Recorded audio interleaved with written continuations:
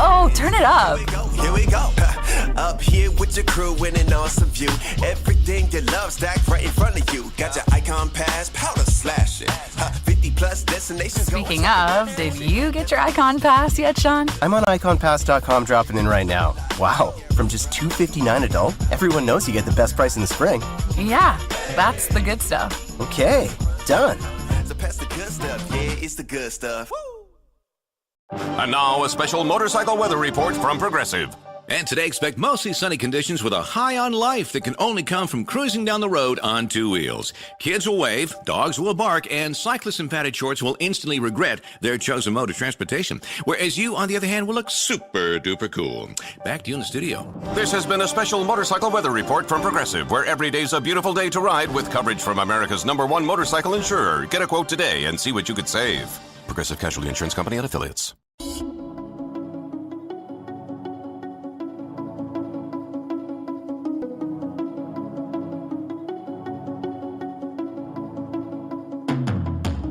Welcome to the Fortified Life podcast, where we learn how to develop a dependency on Jesus in the marketplace.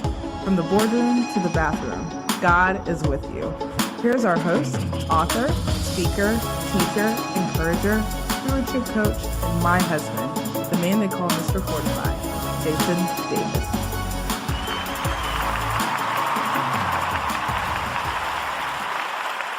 Hey, what's going on, everybody? Welcome back for another episode of the Fortified Life podcast. I'm your host, Jason Davis, aka Mr. Fortify. And here on the Fortified Life podcast, we are all about developing a dependency on Jesus in the marketplace. I got to tell you, ladies and gentlemen, I'm really excited about this episode today because this particular guest is somebody that my wife and I have followed her journey for a long time. We'll get into that with her. So this is really special for me, and I know for sure God moves in her life. That's evident by everything that's happened with her very recently over the last year and a half. But before I bring her on, let me introduce her to you. Christy Wright is the #1 bestselling author of Business Boutique, Take Back Your Time, and Living True. She is a certified business coach and speaking coach, and she loves to help people push past their fear to do things scared. Christy is the host of the new podcast, Get Your Hopes Up, where she encourages people to get to know God, get closer to Him, and get their hopes up again. Christy has been featured on the Today Show and Fox News, and in Success, Entrepreneur, and Women's Day magazines. Whether she's running around on stage or running after her kids, Christy makes the most out of life and loves to help others do the same. Christy lives in Nashville, Tennessee with her husband, Matt, and their 3 children, Carter, Conley, and Mary Grace. Ladies and gentlemen, welcome to the Fortified Life podcast, Christy Wright. Hey, thanks for having me. I'm so excited about this. Absolutely, Christy. It's awesome to have you on the show. Christy, we read all of that in your bio, and God has graced you to do a lot of things. But we know specifically over the last year and a half, God has really had you step out into something new. So just chronicle some of that journey for us, what's happened over the last year or two. Yeah, it's a wild story for sure. You know, it's funny. I'm in a small group of women that are going through Discerning the Voice of God by Priscilla Shirer, the study. I did the study years ago. I couldn't remember when, and have read the book. I just love that study. And so I pulled my old book out and I was going through it in May of 2021. And I was writing all about, her first chapter is all about obedience. And it's like, you've just got to obey. And I got notes, Jason. You just got to obey. Just like Abraham, God called him to leave everything. You got to obey. I had no idea.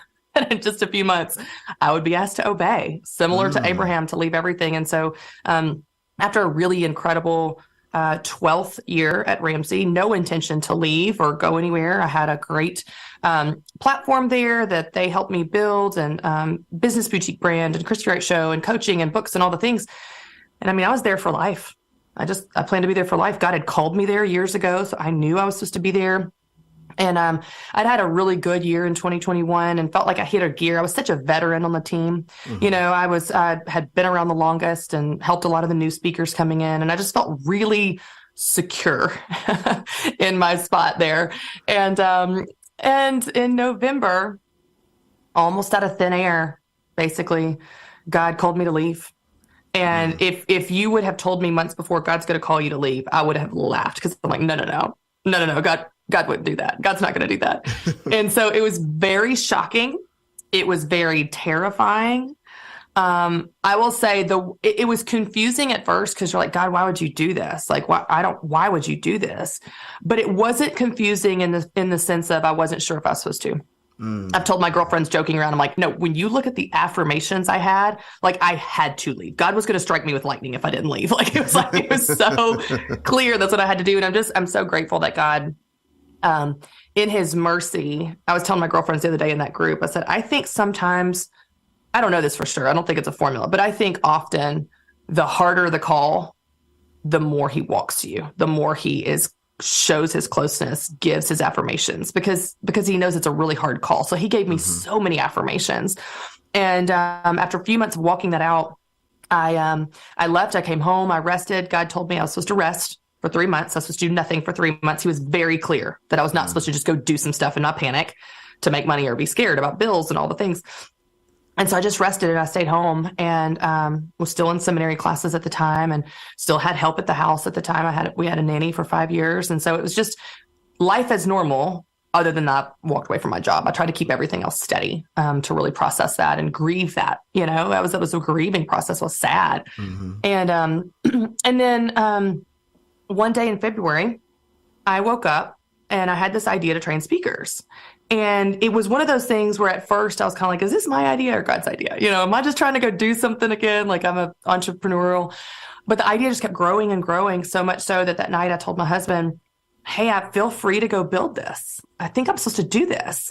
And it just starts clicking, Jason. Like, I start to see, like, oh, this has always been in me. Oh, I've been helping people in green rooms for years. Oh, I've been writing talks for other personalities behind the scenes that no one knew about, because I love to craft messages. And I love to help people get the story in their head and their heart out in a compelling way through story and through a basic story arc, and calling your audience to action and how to deliver it. And I'm good at that. Like, I can say that I'm gifted at that. And I've learned from the best of the best. I have had a front row seat with peers and mentors that are some of the most brilliant minds and speakers in the country. And so I have learned from the best for 12 years. So it just starts making sense that I'm supposed to do this. I mean, it just starts like clicking, like, this is the thing. And then I start getting all those affirmations, one day after another. It's like in my face. One day, in fact, I was doing a post for my seminary class. It was Old Testament, and it was on Jeremiah. And so I go to Jeremiah in the Bible to start to like kind of pull some verses for my homework. And my eyes go to Jeremiah 1:6. And it's where God calls Jeremiah to be a prophet. And Jeremiah responds, alas, sovereign Lord, I do not know how to speak. And the words jumped off the page at me. You know that feeling, where you read something and the Holy Spirit is like, this is for you. It was like a neon, And the Lord spoke to me and he said, Christy, there are a lot of people that I'm going to use that don't know how to speak. You're going to teach them. And chills went up my arm, and I was like, this is the thing. I knew when I left, God was going to give me the thing. I knew I'm still called to speak and preach and write. Like, those are the things I've been doing that I'll continue to do. But I knew there was something he hadn't told me yet when I left. And I even said that on the last episode of the Christy Wright Show. And so I thought, this is the thing. So I go back to the calendar and I'm like, what was that random Thursday where I wake up and the moment I'm conscious, I have this idea to train speakers? And it was February 24th. And I go back on the calendar 3 months, because God told me 3 months. And I knew it was going to be 3 months to the day. For some reason, he just said 3 months. But I didn't know when that started. And I didn't know when it ended, right? It's a long process of walking this whole thing out. So I go back to the calendar. And 3 months from February 24th, the day that I had the idea to train speakers, was November 24th. It was the Wednesday before Thanksgiving when I sent an email to Dave Ramsey's assistant letting her know I needed to meet with him, which I don't do. That was the day I obeyed and took action on the call to leave, where there was no turning back. It was the first domino that knocked over all the dominoes. It was the day I obeyed. And 3 months to the day, God dropped in my spirit the idea of what I'm supposed to do next. So my conviction and passion and confidence and authority in this new space of speaker training, I'm like, this is what God's asked me to do. So I know I'm in his lane. And what's really cool, Jason, and I think we all do this, a lot of times we're so heads down in our own life of like, God, what do you want me to do? And how are you going to make a way for me? And how are you going to help me pay my bills? So as God gives me this idea, my first thought, in full honesty, right? Me being blunt, my first thought is, oh, how kind of God to make a way for me.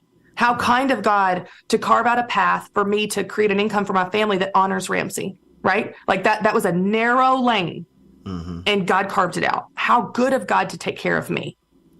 And then in August, when I start putting out my course, Stop Winging It Speaker Training, and my coaching and my resources like a free mini book, when I start putting this stuff out there, everyone is going, this is an answer to my prayer. Wow. Because God's been calling me to speak, and I keep telling God, I don't know how.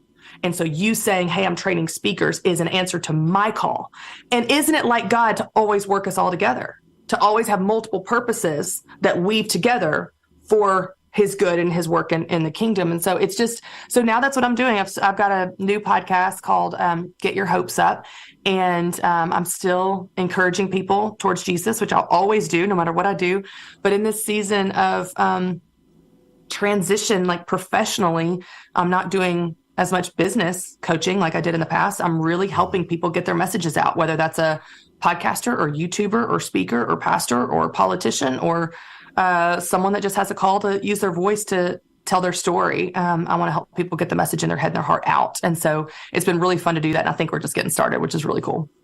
Wow, Christy, that is exciting, exhilarating, and it's just evident what God is doing in your life. When especially, Christy, what came to mind, you had been there 12 years and then God tells you to rest for 3 months. And I'm just, the imagery is just hitting me from scripture. Like, wow, really 12 and 3, Lord? That sounds about right. I mean, those numbers are biblical numbers. Someone sent me a message on Instagram after I posted that I've been there 12 years. They said 12 is a biblical number. Like, it's this number of completion. 12 is something. And then 3, we know the 3 months the Israelites wandered in the desert until they get to Mount Sinai at 3 months to the day when they got the law of Moses. And I'm just like, you just see all, yes. I mean, I got chills even as I think about, like, God is like to the day. He's so in the details of timing of things, you know? Yeah.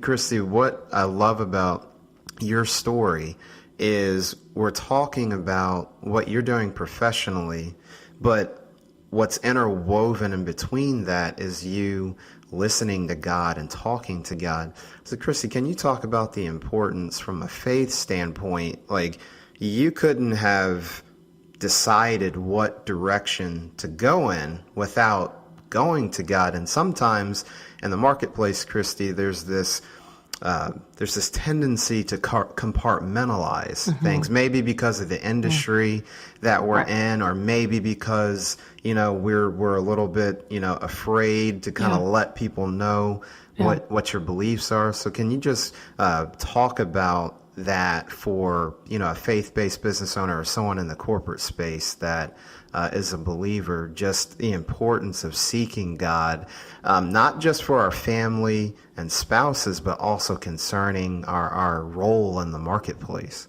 Yeah. I like to dig into sometimes why we do what we do.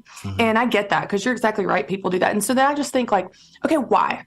Like, why do we compartmentalize? Why do we think that God is not concerned with the affairs of our business or our career or our promotion or our bills or our mortgage or what? Like, why do we think that? I'm like, okay, on the one hand, we think that maybe God's too busy. Like, he's just too concerned with healing cancer. He doesn't actually care about the tactical, practical affairs of our life, which we know is not true. I love the quote by, I think it was Elizabeth Elliot, that said, if you believe in a God that controls the big things, you must believe in a God that controls the small things. It is we, of course, to whom things seem big or small. And if anybody listening right now has never experienced God interfere in a holy, supernatural, incredible way with the practical affairs of your life, challenge him. Ask him to show up in that meeting that's coming up today.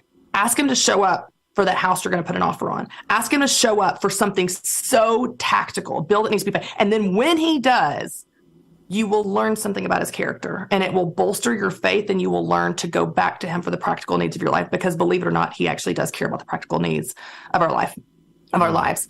The second thing that I think that keeps us from keeping God out of things is we think arrogantly we can do it better. Right. We're like, okay, God, I know you're God and all, but I don't know if you know, but I'm really good at solving problems, or I know my industry. Like, you see this since the beginning of time.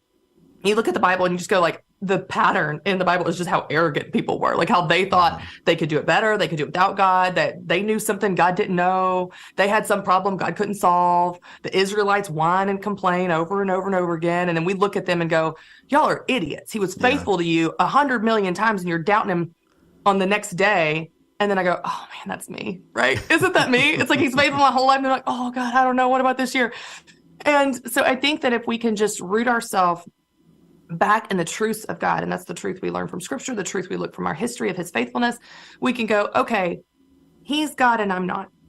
And he knows everything and he can do anything. We either believe that or we don't. Yeah. We might stitch it on a pillow and then in real life, we don't go to him for anything. I just right before we hopped on to record this, I recorded a reel on my phone and saved it as a draft to finish editing after our conversation. But I said, you know, it's January, end of January at the time of this recording, and you've already given up on your goal. And it's not because it's not a good goal. It's not because you're not hardworking. It's not because you're lazy or unmotivated. It's because you don't see how it's possible. And the reality is, with God, anything is possible. How did God respond to Sarah when she laughed at the promise because she doubted him? He said, is anything too hard for the Lord? Right.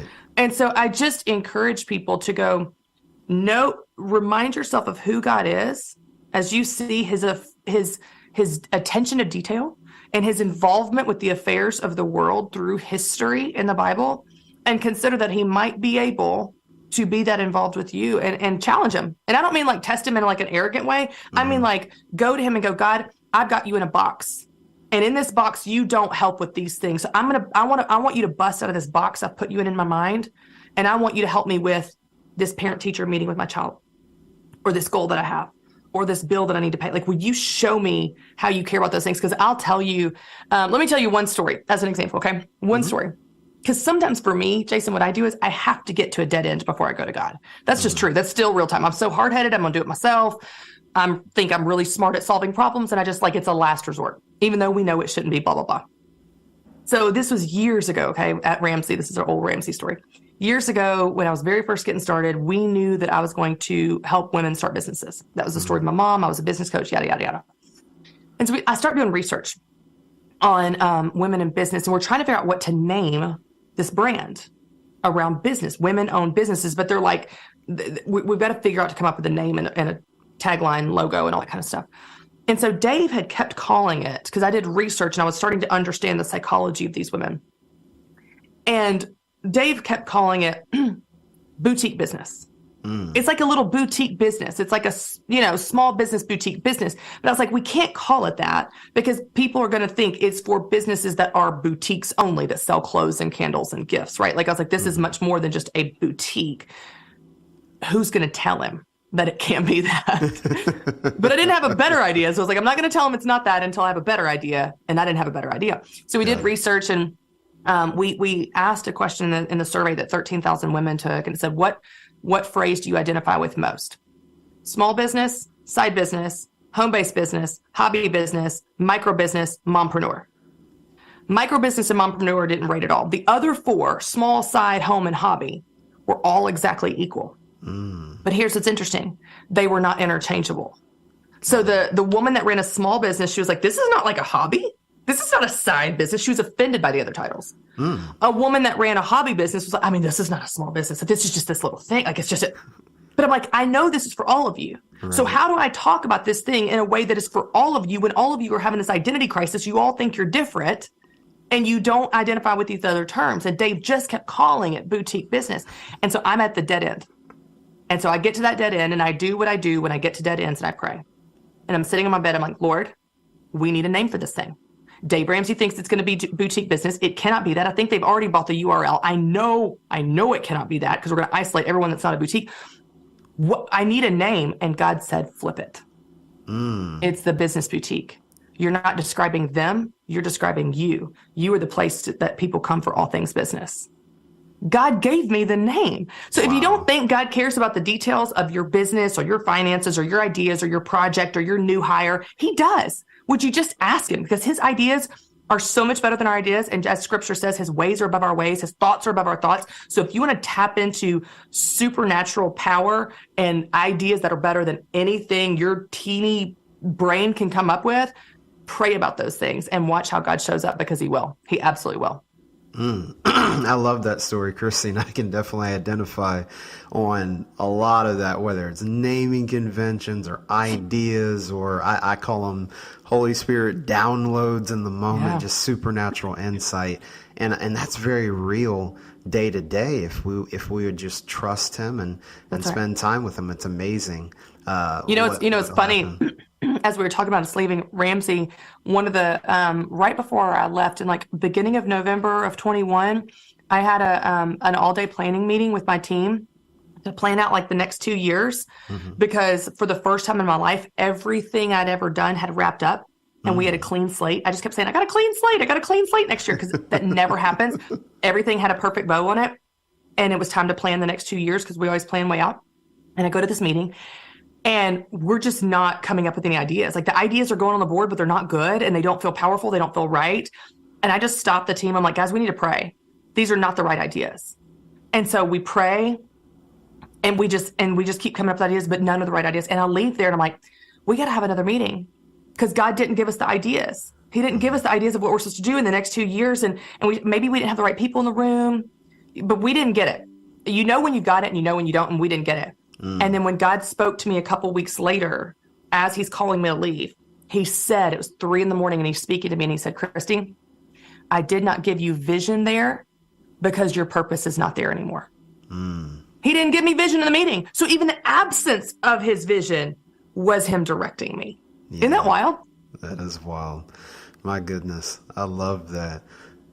Christy, as you've stepped out into what God has called you to do concerning helping people speak, and I love that passage from Jeremiah. When you're working with people, Christy, and I know you're a big fan of, hey, do it scared and let's move, you hear faith over fear a lot. But then there's some practical things, Christy. Yeah. What have you noticed, like, oh my gosh, I'm speaking, I'm a speaker, what do? I have a presentation. Like, as people step into that, what is some of the advice and wisdom that you give as people go into a presentation where their mind is blank? And I'm sure you probably had people in coaching sessions, Christy, help me. They want me to speak and I have no idea where the heck to get started. Yeah, I love that. So I'll give you two parts to it. The first part is this. Often when people think about speaking or presenting, they start with themselves. What do I want to say? And you're not going to win if you start with what you want to say. It's okay if that's a factor, because you need to speak from expertise in your story and your experience. That obviously needs to be considered, but that is not what drives the talk. What drives the talk is, what does the audience need to hear? And that's going to make all the difference in the world, where you begin to connect with them on pain points that they have and problems that they have that you're going to solve through your talk, because then everything you say is for their benefit. And let's just have a quick timeout here, Jason. So many speakers get on stage, get behind microphones, and all they think about is, what do I want to say? And what do I want to share? And it never connects with the audience, and it doesn't make the impact because they're thinking about themselves. And the thing that I remind people of is, so this is basic psychology. I'm not a psychologist, obviously, but the way that our brain is wired for survival, all day, every day, we are filtering information through one simple question. What's in it for me? Why do I care? Think about scrolling social media. You, Jason, when you scroll social media, when I scroll social media, what do you stop on? You stop on things that do something for you. Exactly. You stop on things that interest you, that entertain you, that educate you. They do something for you. If there's something that does nothing for you, you scroll past it because your brain goes, this doesn't apply to us, right? Your audience is doing the same thing. If you're not connecting what you care about to what they care about, your solutions to their problems, if you don't spend time to do that, their brain has checked you out. Yeah. They may be looking at you, but they're thinking about their to-do list. They may not even be looking at you. They may be looking at their phone or falling asleep. It's the reason your audience is not engaged is because you're not crafting a talk where every word out of your mouth is for their benefit. It's an answer to the question their brain is thinking from a survival mindset. Why do I care? Every word out of your mouth answers it. Even the stories you tell, even the personal stories you tell, do something for them. It entertains them to keep them engaged, to drop that truth right after the story. And so there's purpose and intentionality in everything that we say and deliver. And the purpose and intentionality is for the benefit of the audience. It is what they need to hear. If there's anything that you want to say that they don't need to hear, it needs to get cut, because you're not there for you. You're there for them. You're not there for standing ovations. You're not there for applause. You're not there for good reviews. You're there for life change and transformation for them. And so everything you craft and do is for them.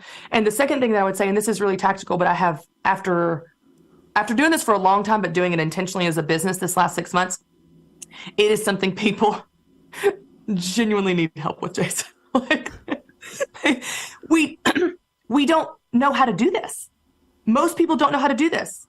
More people now than ever before have microphones, platforms, social media, YouTube channels. They're getting asked to speak, to be guests on podcasts, to be on stages, to lead Bible studies, to lead their business, to speak in front of a team. More people than ever. It's true. And none of them were trained. Right. Maybe you took an 8th grade speech class that told you the 3-point structure. Tell them what you're going to tell them, and then tell them what you told them. That's not what we do. That's not what we do. It's not more complicated than that in terms of difficulty, but it's more engaging than that. It's more personal and empathetic and entertaining. It's a story arc where you take people on a journey where they're on the edge of their seat because you unpack the problem that they have that makes them care about your solution. Then you give them that solution about what is possible about the future. Then you lead them to the action of what they're going to do about it to apply it to their life so that something actually moves and shifts and changes in their life because of your time in front of a mic. And so the structure that I give people is not more complicated than a 3-point structure, but it is more in tune with how our brains work from understanding story and being engaged and being interested. And I think people need to know that if you think you need help speaking or presenting or just talking in front of people, it doesn't mean you're a bad speaker. It just means you were never trained in this, which, by the way, no one was. You're in good company. We all need help. I love that, Christy, and you're right. Just there's more people than ever with platforms, and dare I say, Christy, it can come across very quickly. Message me all the time, Jason. They're like, "Can I sponsor my pastor to go through your course?" But here's the thing: the worst speakers don't know they're bad. That's what's so bad. The people that need my teaching the most would never sign up for my course. They're like, "Oh, I'm great." I'm like, congregation may not agree. You know, it's going back to that ego and arrogance you were talking about earlier, Chrissy. And sometimes we think because we communicate all of the time, it's like, but is that? So I love what you said about serving. How are you serving the audience? I want to come back to something that you really drove home, Christy. But I don't want the audience to miss this. And that is the power of storytelling. So just talk about, and I know you're a great storyteller. I love many of your stories, what we're talking about today and over the years. But can you talk about what is it that humans just connect so much with story? And then what is the, when you're figuring out how to put a story at a certain sequence, just what is the importance of that when you're doing a presentation or a talk? Well, there's fascinating research on story and how our brains work. So, for example, I'll tell you behind me. Let me see if I can find it. One of my favorite speaking books is called Talk Like Ted by Carmine Gallo. It's not just for speakers, by the way. It's for salespeople, business people, anybody. And he teaches you and unpacks what are some of the most effective techniques of the highest rated TED Talks in history. But he put some interesting research in there in a story. So researchers wanted to understand why a story is so effective as a means of communication, because this is across generations, through all of history, across language barriers, different cultures. Story is how we communicate. And it has been since like the caveman. This is from the beginning of time. And even you look at the Bible, it's, what is it? Jesus spoke in parables. It's always been stories, right? And so if you understand that story is obviously something that works, these researchers wanted to understand why. And so they hooked up participants. It was a research study with a speaker and an audience. And they hooked up both groups, all people, to MRI machines. And what they found was that as a speaker was telling a story, not only was the audience's brain more engaged, they enjoyed the presentation more, they remembered and retained the information more. And then what's fascinating is as the speaker told a story, the exact same areas of the speaker's brain that lit up at certain parts of the story lit up the participant's brain. So like what I tell people all the time is like, do you understand you can hack into people's brains? Now we want to use this for good, not for evil. This is a deep responsibility we carry, but it is the most effective way to communicate with your audience. And so one of the things I hear often with speakers, so a common problem with speakers is they just have so much to say. So they cram 47 ideas into a 47-minute talk, and then the audience remembers nothing because they can't remember 47 ideas. They can't even really remember 7. Right. So I help people narrow down their content to one main idea that we're going to support through our talk structure. But one of the other things that is a temptation of speakers, and again, it really kind of comes from a place of arrogance of like, I have so much to say, but they think if I'm short on time, cut the fluff. And to them, the fluff is the stories. If I'm short on time, and we're always short on time because we just have so much to say, then just cut the stories. And so what happens is they get in front of the mic, they do a machine gun drill at you, information. And then in my 17th point and my 97th point, and just take notes, write faster. I'm short on time, but I'm going to go a little bit over. And here's the other thing I have to say. And you just feel like that was not a fun experience for the audience. They were not engaged. They are not going to remember anything you said.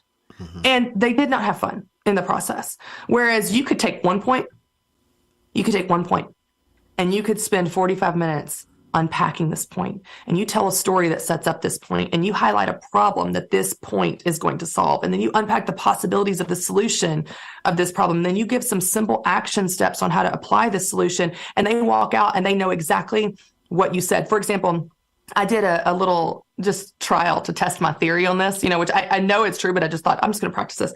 So when I led my course in the fall, Stop Winging It, which by the way, that title is for all the people. They're like, just wing it. I don't need to know. I don't need training. Stop Winging It. How to face your fear, craft your message, and present like a pro. This is the title of my course. So I'm in the course. I'm leading it live last fall. And I'm teaching them this concept that when you have too many ideas, your audience doesn't remember any. You need one idea that you build out through this whole talk. I learned this, by the way, from Andy Stanley in his book, Communicating for a Change. He taught me this. This is not my idea, but it's brilliant and it works. So I said to my students, probably 100 people on the call that are on live on Zoom, I said, a lot of you have been with me a long time. You've been with me through my business boutique days, through Ramsey days. Like, you're not new to me. I said, what is the number one main point of my fear talk? The chat blew up. Do it scared. Blew up. What's the one thing? Because that's the one thing I say over and over and over. I tell you a story that sets it up of the Fox business. I unpack that fear is normal. You're never going to get over your fear. You've got to learn to do it while you're scared. Here's how you do it. You fake it till you feel it. The antidote to fear is action. The whole thing hinges on my one thesis statement of do it scared. You could do that for my life balance talk. I said, what is the one main thing of my life balance talk? Life balance is living from your values. Or life balance is doing the right things at the right time. Either one of those. I've had 2 versions of it over 12 years of teaching life balance. They know the one thing. Years later, they remember the one thing. And it's fast. So Donald Miller, he interviewed Andy Stanley for a podcast or vice versa. I can't remember. They were on a podcast together.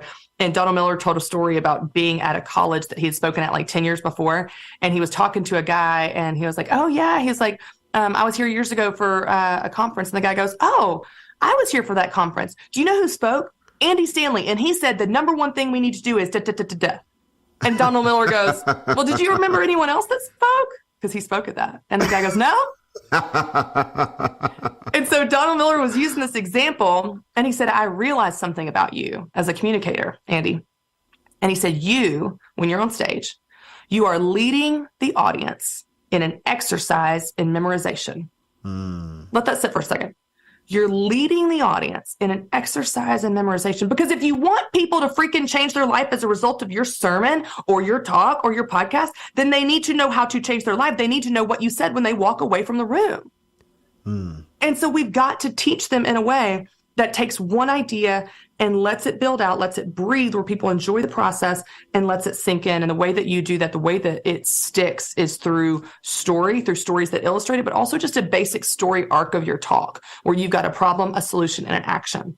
So every talk that I help people write follows that very simple structure, which is the story arc, which is how our brains understand information and remember information. That is gold, Christy. And folks, if you're listening, you are getting literally on air coaching and consulting. So I hope you are taking notes, because as Christy was talking about, Andy Stanley, love a lot of his stuff, especially being here in Atlanta. I've been to his church before, but you're going to remember some things from Christy's conversation today, months from now, years from now. So definitely take notes. Christy, before we get ready to wrap up, you yourself have your own podcast platform. So speaking of all the different communication mediums, you can do talks, and there's video and TV, but podcasts, podcasts, it seems like, Christy, whenever people are like, oh, it's another podcast, it's like podcasts blow up again, and there's just more getting created every day. So what is your podcast, Get Your Hopes Up, about? And just talk about just what God is doing on that show. Thank you. Yeah. My a guy on my team back in 2016 came to me and said, I think we should start a podcast, a business boutique podcast. And I was like, okay, sure, cool. Okay. Like, it was just like, whatever. Like, I didn't have this big strategy or dream. I just kind of went along with his idea. And what's interesting is it just really blew up. It really did well. Like, it connected with people in the tactical teaching. And over time, we kept building that out. It then turned into the Christy Wright Show in 2020, which was more faith and personal development, in addition to business, in response to like people kept showing up for more than just business. And so we responded to that. And then when I left Ramsey, they had kept the show. It was their show. It was all their stuff. And so they kept all that. And honestly, I had been feeling a little burnout on the podcast. And so I was like, I kind of want to get off the content treadmill of having to maintain this and have guests every week and all the things. And so I had no desire to start a new one. And I was also resting as God told me to. In about 5 or 6 months into me being gone from Ramsey, God just dropped an idea in my heart of a faith-based podcast. And I got excited about it in a new way, a new energy, and it would be different. I just started to dream about it, that it would be shorter, about 20 minutes versus 45 or an hour, just the length of someone on their commute. Excuse me. It would just be me. It wouldn't be all the scheduling and logistics of guests. I may add that in the future, but just out of the gate, I wanted just simple, go in, batch some episodes and so on for my busy life. And I've always been on this kick ever since my devotional Living True came out in 2020. I guess it was 2020 or 2019. There's this story that I share of praying for a daughter after having 2 boys, and it's a pretty vulnerable story, but it was something God taught me about hope. And I was telling myself in church one day, I just don't want to get my hopes up. I don't want to get my hopes up. I just need to guard my heart. And God spoke to me in that moment, and he said, you never guard your heart with me. I know what to do with every desire I've given you, and I know what to do with every broken piece when you're disappointed. You may guard your heart with others, but you don't guard your heart with me. And get your hopes up. I'm the God of hope. So you get your hopes up. And so that story that I wrote about in my devotional is the heart of this podcast, because it's titled Get Your Hopes Up. And we live in a world, Jason, that tells you don't get your hopes up. It tells you don't get your hopes up. I'll believe it when I see it. I'm not a pessimist. I'm a realist. It just wants to shoot your faith down. And I actually heard Darius Daniels put something on Instagram recently where he said, the enemy is after your hope. If he can discourage you so much you don't have hope, you have no fuel for your faith, because Hebrews 11:1 says, now faith is confidence in what we hope for. So if he can discourage you so much you don't hope, you don't have faith. And without faith, it's impossible to please God. And so I'm like, oh my gosh, this is it. Like, the enemy is after our hope and our faith. And so I just want to create a podcast that hits that head on and says, and I even had to fight for that title, because I got some opposition through the years of like, oh, we can't say that. I was like, yeah, we can. I'm an Enneagram 8. Yeah, we can. Get your freaking hopes up. Romans 15:13 says, may the God of hope fill you with all joy and peace, so that you may trust in him, so that you may overflow with hope. These are God's words, not mine. Take it up with him. We're going to get our hopes up. So I get in there, I get bossy, I get excited, and I just help people get their hopes up. I love that. And even, Christy, the other scripture, in the absence of hope deferred actually makes the heart sick. Yes. So yes, we should get our hopes up. That's right. In Christ. I love that, Christy. Christy, you have added so much value today. I'm telling you, listeners, you're going to want to go back and listen to this and share it. By now, Christy, people are I'm sure saying to themselves, how can I get in touch with Christy? Where can I find her? So how can the listeners connect with you, Christy? Oh, thank you. Well, if you go to ChristyWright.com, that's all the things I'm up to. You can go to getyourhopesup.com. It takes you the same place, but the podcast is there. If you need help with discouragement, I've got an email series to help you get more encouraged. And then if you want to find out anything about speaker training, that's all there as well, from the course to the coaching to a free mini book, Top 10 Mistakes All Speakers Make and How to Avoid Them. So there's a bunch of resources, free, and courses and things coming up. So you can check out all that at ChristyWright.com. Love that. And folks, don't fear. We will have all of Christy's information in the show notes at fortifiedlifepodcast.com. So don't worry if you miss something. That's the beauty of technology and listening on demand. You can go back and rewind and feel free to go to the site for the show notes. Well, Christy, I want to thank you so much for coming on the podcast. I know I was blessed. I know the audience was blessed, and we'll have to do this again sometime soon. Absolutely. You're awesome, Jason. Thank you for being a light in this space and inviting me to come on with you. So Scott, happy to be here. Absolutely. Well, folks, that's all we have time for today. Remember, God is with you from the boardroom to the bathroom. We'll see you next time on the Fortified Life podcast.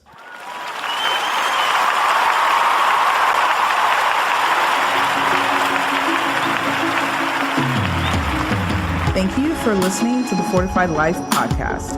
You can catch us live on Wednesdays at 8:30 p.m. Eastern Time and on demand.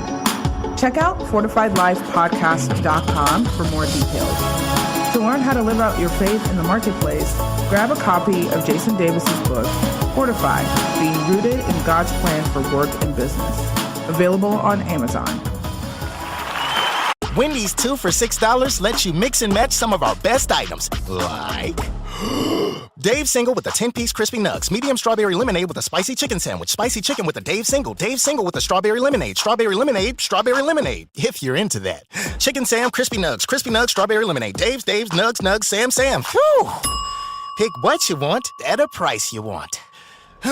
Choose wisely. Choose Wendy's 2 for $6. For a limited time, price and participation may vary at U.S. Wendy's. On the card only. Single item at regular price. Progressive presents Adjusting to the Suburbs. I never thought about space in my cramped apartment, but in this house, all I see is empty space.